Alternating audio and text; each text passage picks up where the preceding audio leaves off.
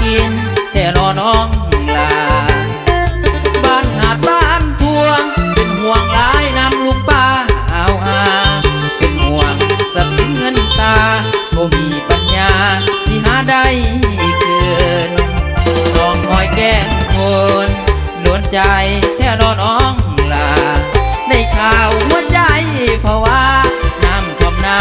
ปีนี้แล้วน้องบ้านน้อยน้องแตงแก้มแดงจะเป็นจังใดได้ข่าวได้อายห่วงหลายของน้องสามใบทุกปีทุกวันเก็บเอาไปฝันว่าสักวันน้ำคงจะบ่มหัวใจเหมือนตกนรกน้ำบ่บ่มไอ้คงป่วยใจหักน้องหมดใจแต่แล้วน้องมาดื่มได้หักน้องหมดใจน้อสาวห่วยเศร้า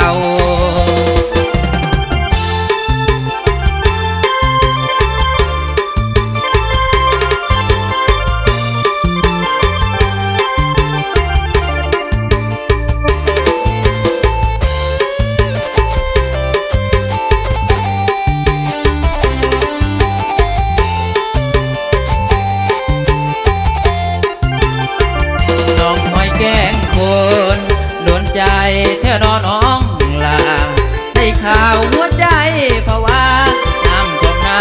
ปีนี้แล้วน้องบ้านน้อยน้องแตงแก้มแดงจะเป็นจังใดได้ข่าวได้อายห่วงหลายของน้องสามวัยทุกปีทุกวันเก็บเอาไปฝันว่าสักวันน้ำคงจะบ่มหัวใจเหมือนตกนรกน้ำบ่บ่มไอ้คงป่วยใจหักน้องหมดใจแต่แล้วน้องมาดื่มได้หักน้องหมดใจน้อสาวห่วยเศร้า